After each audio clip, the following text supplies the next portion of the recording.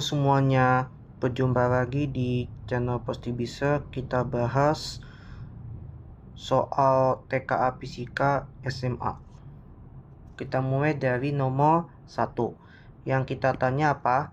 Pengukuran diameter uang logam dengan menggunakan jangka sorong dan ketebalan uang logam ini menggunakan mikrometer sekrup seperti pada gambar di bawah ini. Yang atasnya gambar ini adalah jangka sorong, sedangkan gambar yang ini adalah mikrometer sekrup. Hasil pengukuran menggunakan jangka sorong dan mikrometer sekrup berturut-turut adalah, kita menghitung namanya yang bagian atas jangka sorong. Jangka sorong hitungnya gini kan, yang terbagi menjadi dua, yaitu namanya skala utama ya. Skala utama itu jangka sorong itu yang posisi di ujung kiri ya, berarti dari angka 2 itu namanya skala utama 2,00 ya. Jangka sorong satuannya cm. Kemudian nonius itu ada dua macam ya, skala nonius ya. Hitungnya nonius yang pertama dan yang terakhir namanya skala nonius yang kedua ya. Kalau yang bagian atasnya menggunakan jangka sorong itu namanya skala utama. Di ujung bawah ini menghitung skala nonius itu. Jadi disiskan berarti ke awal kan batasnya noniusnya awal kan 0. Berarti batasnya utama itu hitung aja. Angkanya kan di sini angkanya kan 1 2 3. Berarti posisinya di 3 kan. Batasnya nonius awal dari 0, berarti lihatnya dari di kiri bukan di kanan gitu. Berarti di kiri itu 3 ya. Jadi menjadi nonius awalnya 0,3 tambahkan 0, satuannya cm. Kalau nonius yang terakhir itu pakai 0,0. Kalau nonius yang pertama itu lihat angka 0 ya. Lihat angka 0 di bawah ya. Sedangkan yang nonius akhir berarti lihat skala utama dan nonius yang sama dalam segaris. Kalau skala utama itu lihat dari ujung kiri nilai. Kalau skala utama lihat ujung kiri awalnya nilai. Itu ya. Kemudian skala yang akhir cari aja yang sama. Berarti hitung aja 1 01 kan gak sama, 2-nya juga gak sama kan, 3-nya gak sama. Yang sama garis atas dengan garis bawah, yang sama itu noniusnya 4 ya. Ini jadi akan menjadi 0,04 cm. Tinggal kita tambahin ya, satuannya cm. Jadi 4, di sini 3,2 ya. Jadi hasilnya 2,34 cm. Pada gambar di bawah ini mikrometer sekrup. Di sini namanya mikrometer sekrup ya. Jadi terbagi menjadi dua, yaitu ada skala utama. Yang kedua ada skala Nonius yang pertama, dan terakhir skala Nonius kedua. Kalau skala utama itu kata kuncinya lihat dari depan 2, 3 ini ya. Nembusnya itu skala utama 3,00. Kalau mikrometer itu untuk mengukur ketebalan satuan milimeter. Kalau Nonius yang pertama itu nembusnya sampai di sini, 0,5 ya. Jadi tengah-tengah 1 dengan 2 kan 1,5. Di tengah 2 sampai 3 di sini 2,5. 3-nya di bagian bawah ini jadi 3,5. Jadi Nonius yang pertama 0,5 yang diambil ya, akan menjadi 0,50 mm. Setelah itu Nonius terakhir kan yang di tengah-tengah kan, yang sama ya. Di sini 36, 37 ya. Jadi 0,37 mm. Langsung ditotalin aja. Jadi 7, 5 sama 38, 3 ya. Satuannya milimeter. Tapi skala utama untuk mikrometer, lihat dari ujung kiri ya. Kalau kiri atas maksudnya ya, berarti posisinya kiri atas.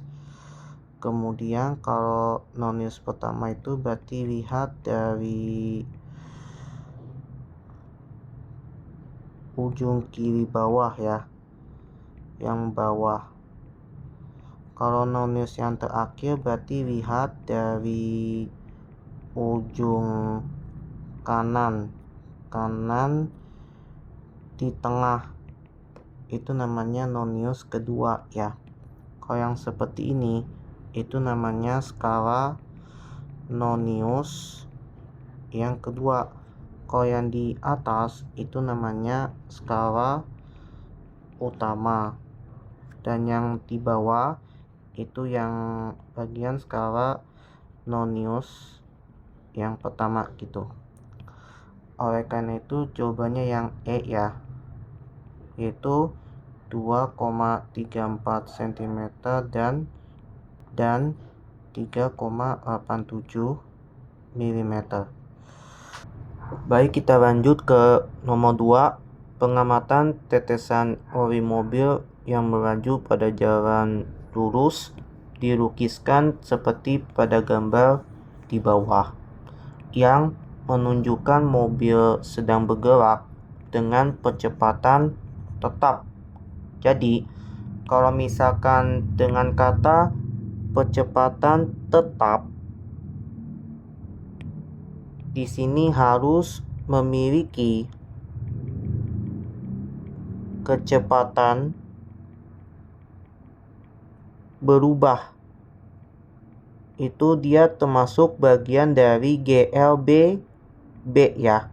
GLBB itu ada 2. Yang pertama dipercepat, yang kedua itu diperlambat. Kalau dipercepat, maka nilai percepatannya itu bernilai positif. Sedangkan khusus yang diperlambat, percepatannya bernilai negatif. Gitu ya.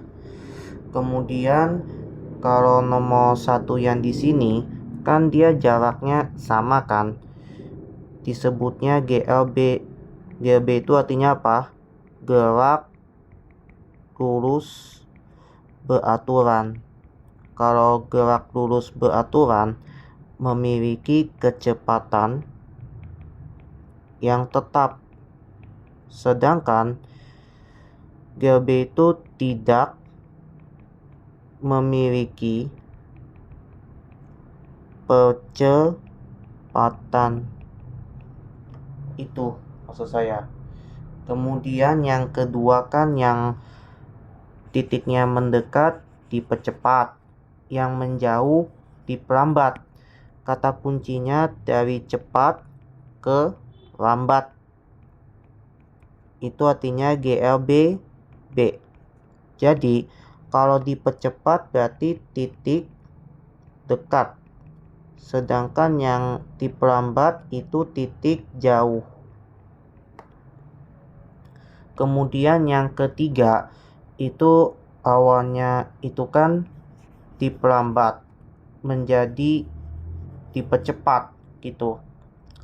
Awalnya lambat karena titiknya jauh menuju ke cepat karena dekat, itu termasuk ya B.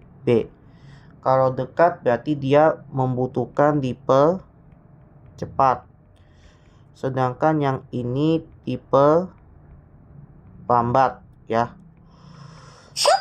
Dan yang terakhir nomor 4 itu kan malah yang mendekat itu kan dipercepat terus ke lambat, setelah itu cepat lagi karena mendekat, ini gak ada kaitannya. Yang diminta apa? Sedang bergerak dengan percepatan tetap. Kalau percepatan tetap itu salah satunya adalah GLBB ya. Berarti oleh karena itu jawabannya yang paling tepat adalah 2 dan 3 ya. Jawabannya adalah yang D. Baik, kita lanjut ke nomor 3. Seorang berlari menempuh lintasan dari titik 0 sampai 0, berarti letaknya dari titik di sini. Nilainya 0,0. Melalui titik-titik itu ke A, B, dan juga C. Jika satu kotak dari kesini ke sini itu butuhnya 1 kilo, maka total perpindahan. Jadi harus mengenai total perpindahan dulu. Kalau arti kata perpindahan itu mulai dari titik awal langsung menuju ke titik akhir. Berarti caranya dari 0,0 langsung ke titik C, itu namanya perpindahan. Gitu ya. Kita tarik ke sini. Berarti menghitung kotaknya ya. Dari sini kan 1, 2, 3, 4 ya. 5, 6, 7. Berarti sampai di C ini kan nembusnya di 8 ya. Panjang sumbu X 8 km dan panjang sumbu Y ke atas, jadi dari sini kan 0 naik panjang satu kotak jadi 1, 2, 3, 4, 5, 6, 7 nya sini ya, maka panjang sumbu Y nya 7 km.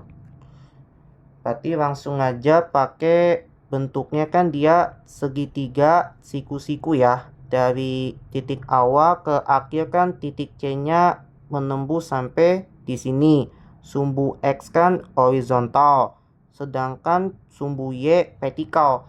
Berarti segitiga siku-siku memakai Pitagoras. Jadi titik O nya di sini, titik awal.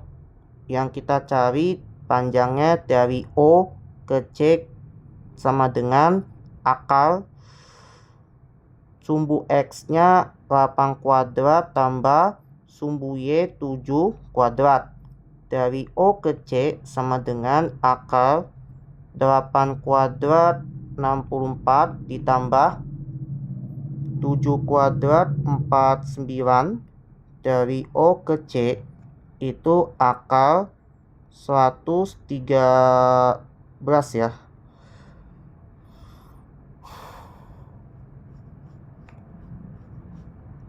Berarti 113 itu hasilnya itu kan 10, lebih kan. Mendekati pembuatannya 10 km. Oleh karena itu Jawabannya adalah yang D. Baik, kita lanjut. Nomor 4, benda A dan benda B berada di suatu ketinggian yang sama. Kemudian benda A jatuh bebas 2 detik, kemudian disusul benda B. Jika percepatan gravitasi 10 meter per second kuadrat, maka setelah 5 detik sejak jatuhnya benda B, yang kita tanya jarak kedua benda. Nah, jadi rumus mengenai rumus gerak jatuh bebas. Di sini rumus gerak jatuh bebas berarti secara vertikal. Vertikal itu H ya, sama dengan setengah dikali G dikali T kuadrat. Ini rumus dari gerak jatuh bebas. Kemudian di sini ada nilai G. Berarti G di sini percepatan gravitasi. Nilai yang diketahui 10 meter per second kuadrat. Kalau H ketinggian, satuannya meter. Kalau T kecil itu waktu yang dibutuhkan, satuannya sekon. Jadi di sini saya ketahui ya, benda A dan benda B itu dari ketinggian A dengan ketinggian yang B itu yang sama kan, anggaplah H. Kemudian benda A itu kan jatuh bebas, berarti butuhnya waktu di A ya, sama dengan awalnya 2 detik. Setelah ada kemudian, kata kuncinya kemudian disusul juga oleh benda B, akan ditambah benda B yang diketahui kan ini kan bernilai 5 detik ya. Langsung tambahkan, jika disusul maka waktu benda A jadi 7 sekon. Sedangkan waktu di B itu cuma 5 detik, jadi 5 sekon. Yang ditanya berarti jarak kedua benda, yaitu delta H yang diminta. Langsung kita jawab. Jadi HA sama dengan setengah dikali G-nya 10 dikali waktu di A kuadrat ya. Jadi HA sama dengan setengah dikali 10 kali waktu di A 7 kuadrat. Jadi ketinggiannya sama ya, diketahui. Langsung aja HA sama dengan, ini 2 bawah 10 tengah coret jadi 5 gitu. Jadi 5 kali 7 kuadrat 49 akan menjadi 245 meter. Ini ya. Kita lanjut sekarang ketinggian di B, yaitu setengah dikalikan G-nya itu 10 dikali waktu di B kuadrat, karena menyesuaikan ketinggian di B. Jadi ketinggian di B sama dengan 2 bawah 10 tengah coret, 2-nya habis, 10-nya bagi 2 jadi 5 gitu. Jadi 5 tinggal kita kali waktu di B 5 kuadrat. Jadi 5 kali 5 kuadrat 25 menjadi 125 meter.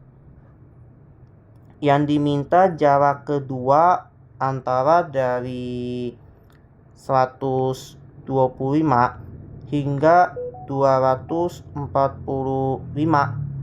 Jadi pakai delta H. Rumusnya yaitu HB.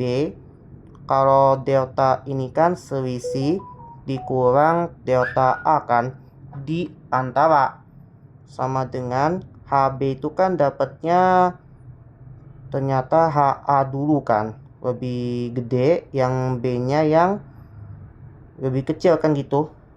Maksudnya kayak gini kan rumusnya. Karena dilihat itu perubahan itu dari A dikurang B.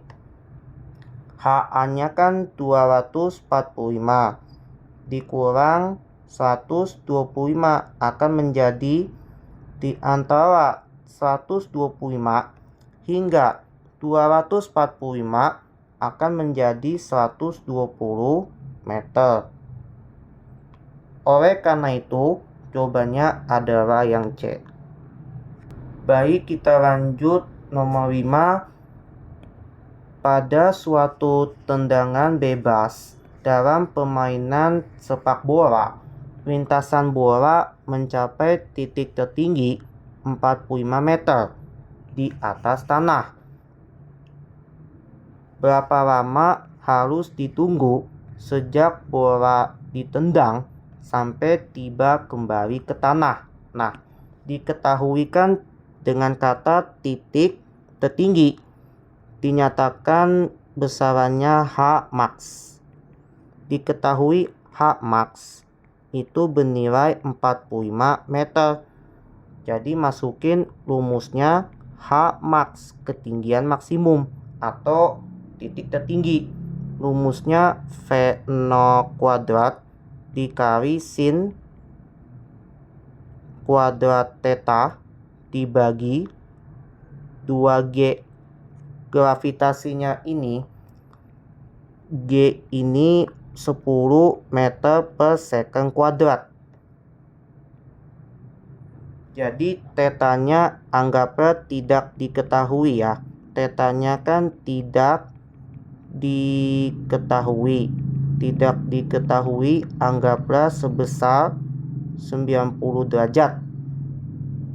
Karena tegak lurus ya, berarti ke arah vertikal ya. Jadi H max itu kan 45 meter, sama dengan yang kita cari V0-nya kuadrat dikali sin kuadrat tetanya tidak diketahui, ini ke arah atas ya, yang tidak diketahui ke arah atas, jadi 90 derajat dibagi 2 kali 10.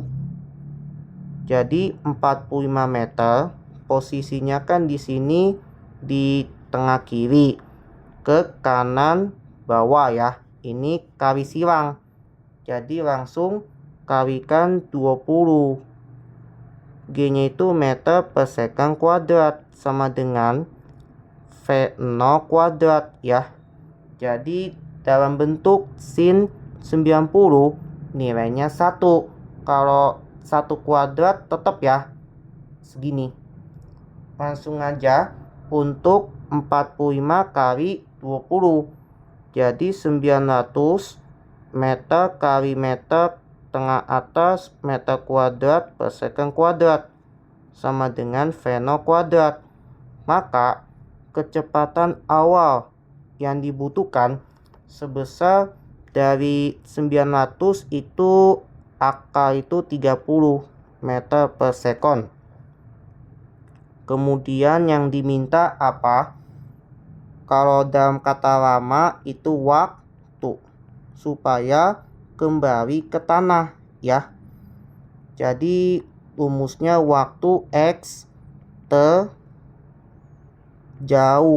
ya, sama dengan 2 kali V0 sin theta per G, sama dengan 2 kali 30 V0-nya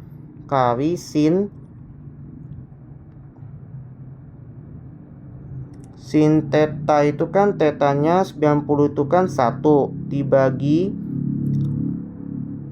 G-nya 10 ya. Ini coret-coret. Sin 90 itu kan otomatis 1. Jadi langsung 2 kali 3. Jadi 6 sekon. Kemudian dapatnya 6 sekon. Dia tiba kembali ke tanah ya. Berarti pakai waktunya X terjauh. Itu ya.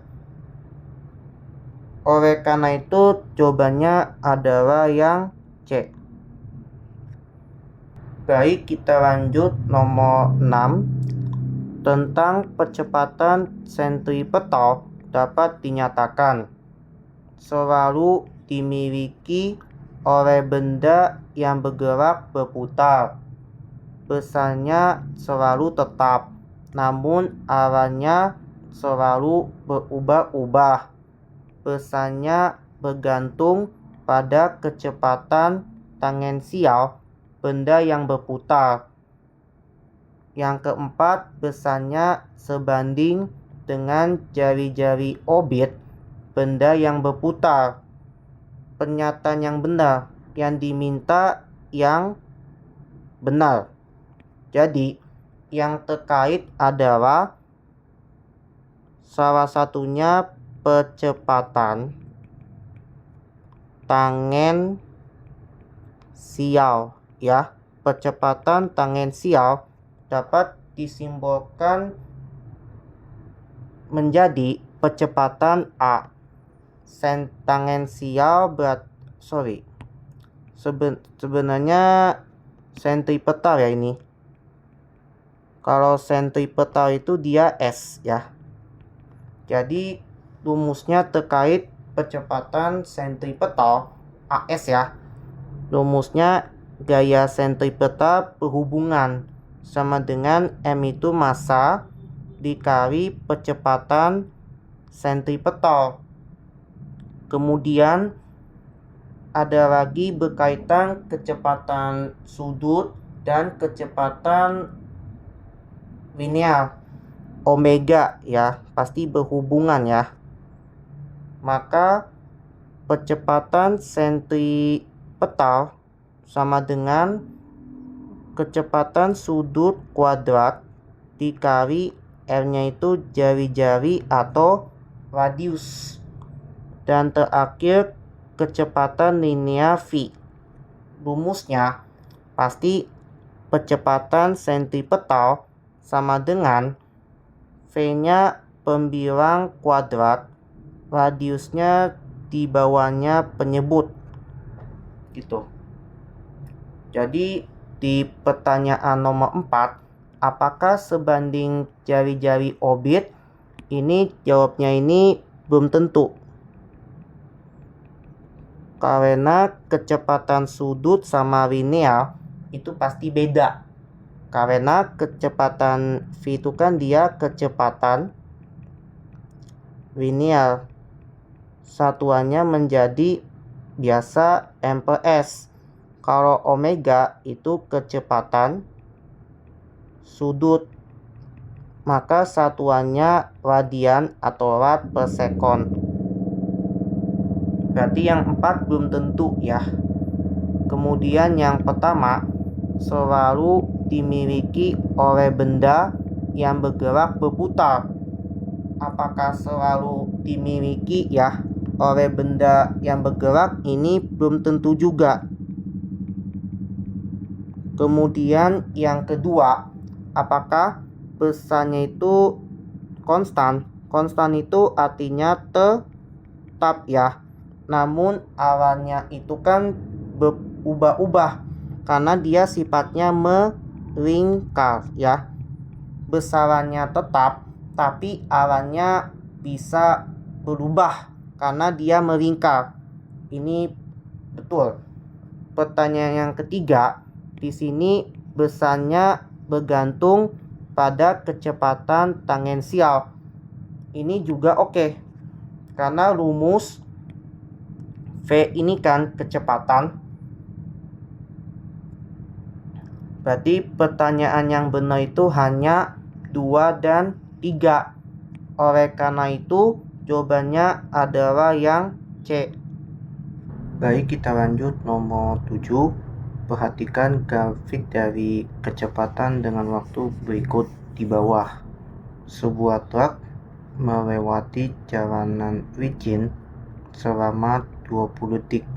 Kemudian memasuki jalanan yang kasar hingga berhenti. Grafik di atas. Koefisien gesek.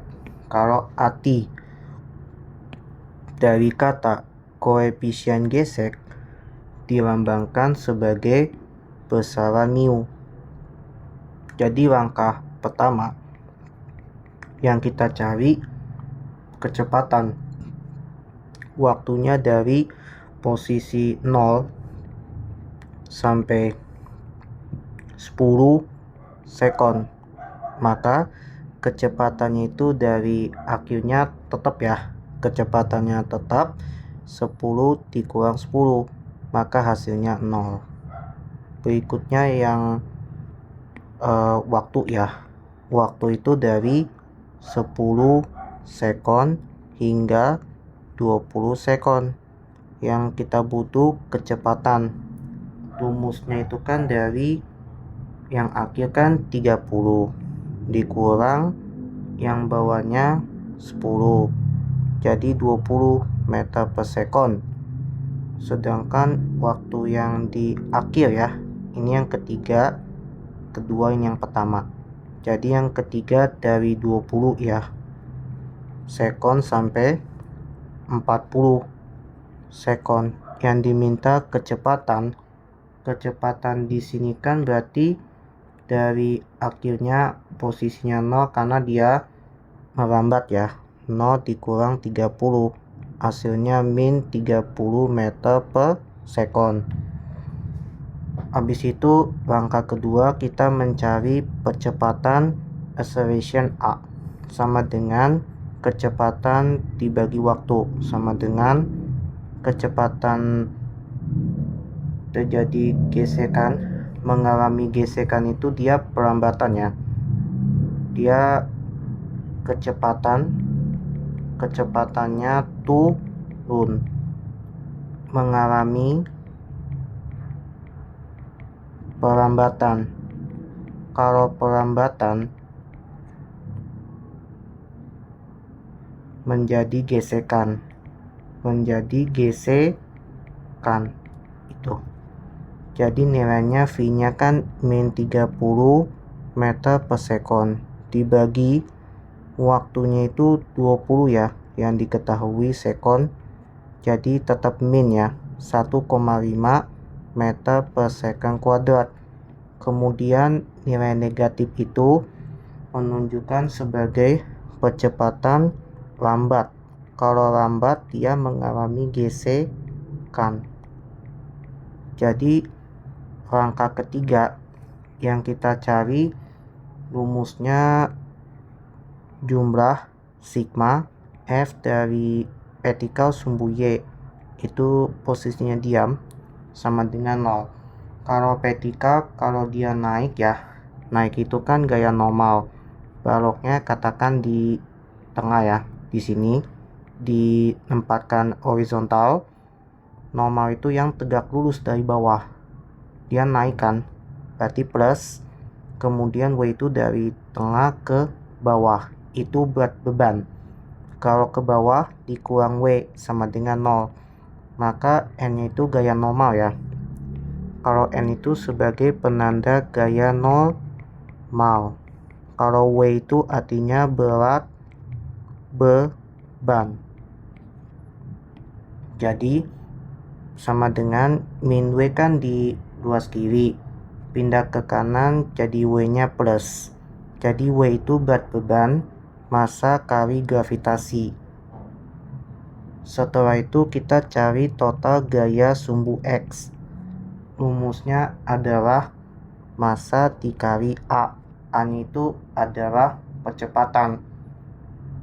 Jadi rumusnya kalau ke kanan, dia ke kanan itu selalu nilai gaya. Kalau ke kiri, horizontal selalu butuh gaya gesek karena lambat. Jadi kalau ke kanan plus F, ke kiri kurang gaya gesek, sama dengan massa dikali A gitu. Karena gayanya tidak diketahui ya. Kalau tidak diketahui kan langsung aja min gaya gesek sama dengan massa dikali A gitu. Jadi langsung kita masukkan rumus gaya gesek F kecil ya. Kalau F kecil itu dia butuh gaya gesek. Kalau F yang gede itu gaya dorong. Kemudian F kecil itu mu dikali gaya normal. Yang kita cari mu itu berupa koefisien gesek. Jadi F yang kecil itu kan tinggal kita ganti minus M dikali A gitu. Jadi terbentuk nilai F sama dengan pindah ke kanan jadi min M kali A gitu. Karena F yang gesek itu akan disubstitusikan minus M yang ini dikali sama yang A. Itu akan sama dengan mu dikali M dikali G ya. Berarti A percepatan gravitasi ini G ya. Kalau massa sama massa kan kiri kanan sama, tinggal kita coret. Berarti min tetap ditulis, percepatan dapatkan diperambat min ya, 1,5 ya, sama dengan mu dikali gravitasi 10. Min kali min coret aja, sisanya menjadi mu sama dengan 1,5. Mu 10 kan dikali dengan pindah luas ke 1,5 bagi 10, hasilnya menjadi 0,15 atau 150. Oleh karena itu jawabannya adalah yang A. Baik, kita lanjut nomor 8. Perhatikan gambar di bawah ini. Benda 1 yang kiri, benda 2 kanan mengalami gaya gesek.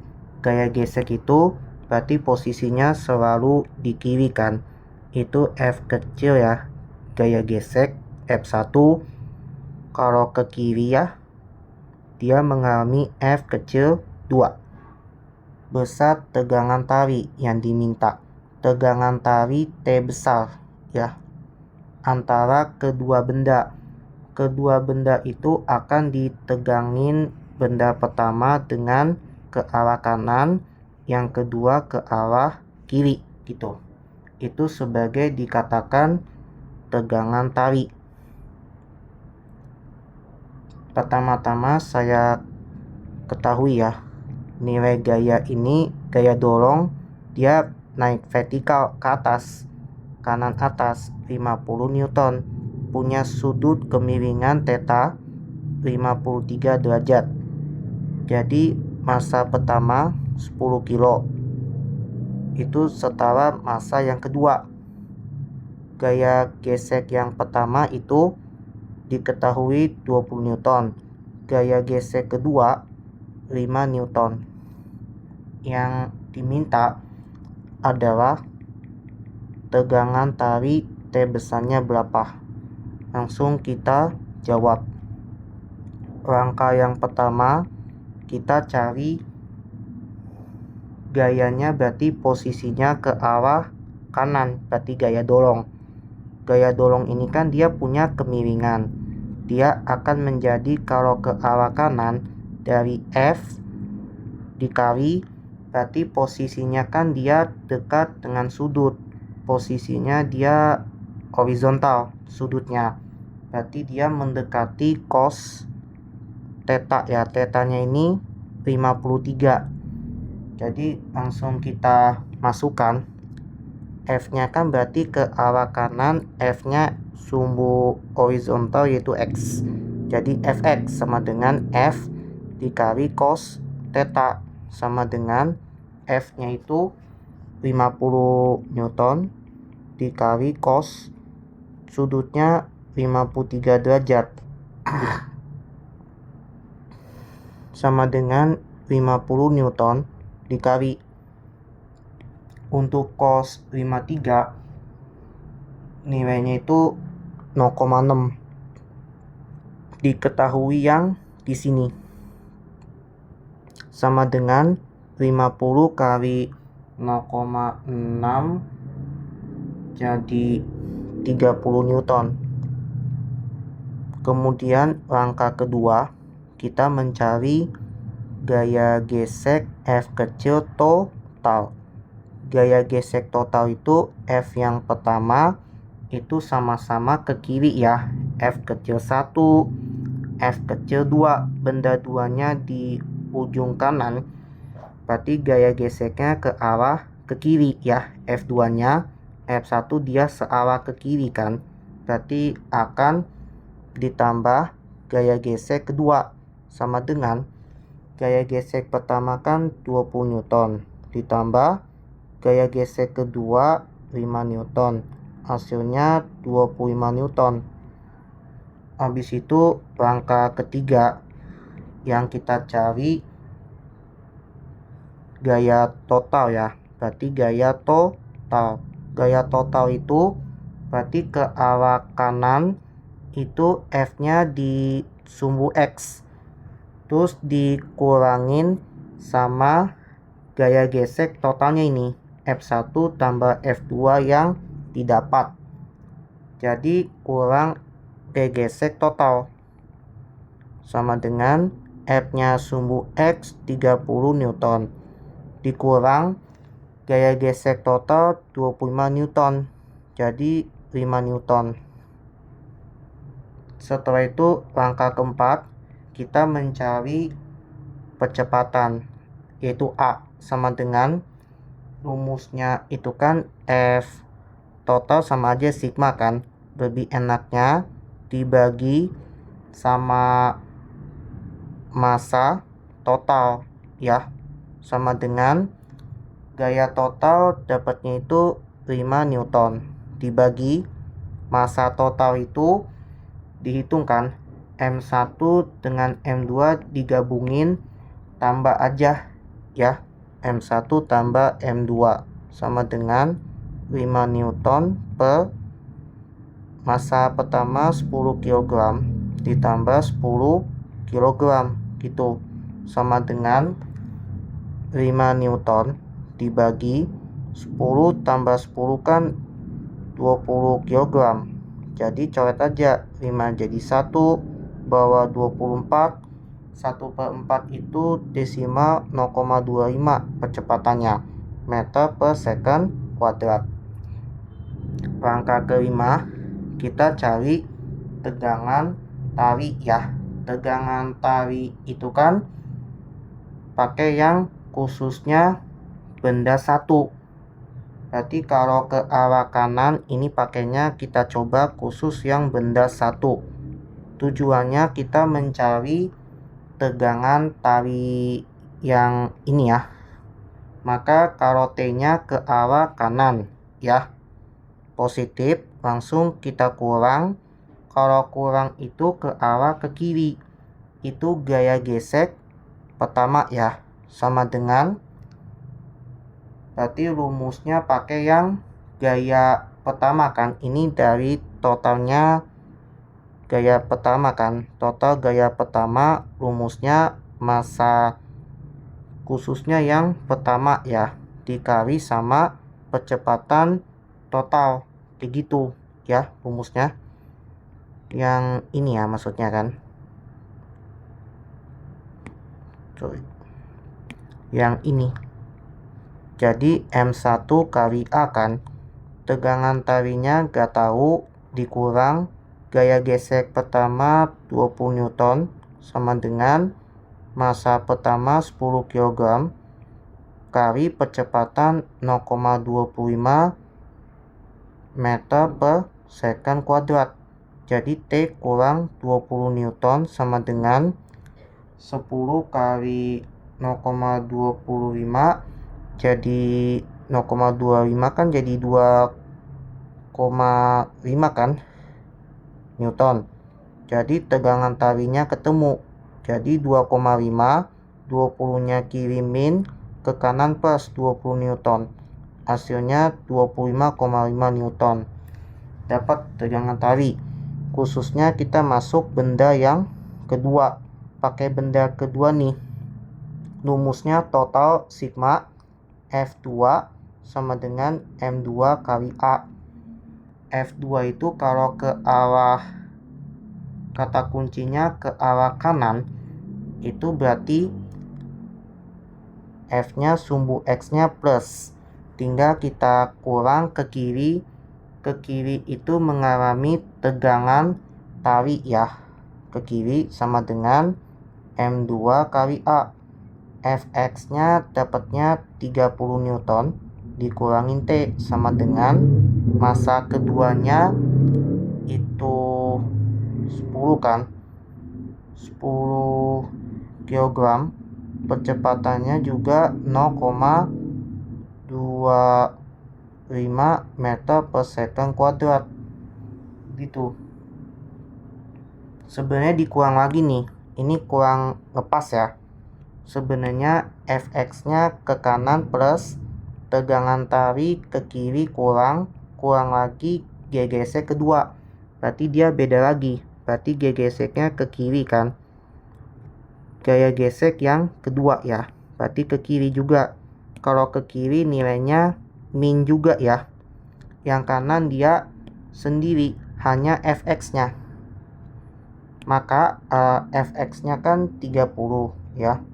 Newton dikurang T kurang F2-nya kan diketahui 5 Newton kan. 30 kurangin 5 jadi 25 Newton dikurangin tegangan tarik kan sama dengan 10 jadi 2,5 Newton. Jadi sebetulnya tegangan tarik dengan F2 beda ya.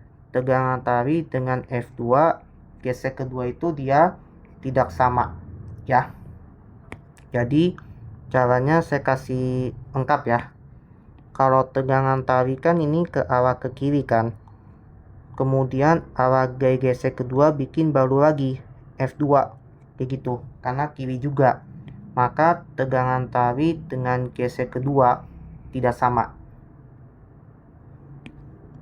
Maka min T ya kan sama dengan 2,5 dikurang 25 karena plus ke kanan min.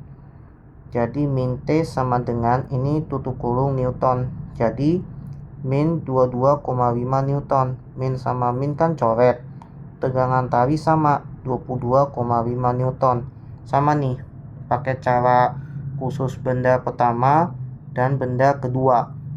Oleh karena itu jawabannya adalah yang D.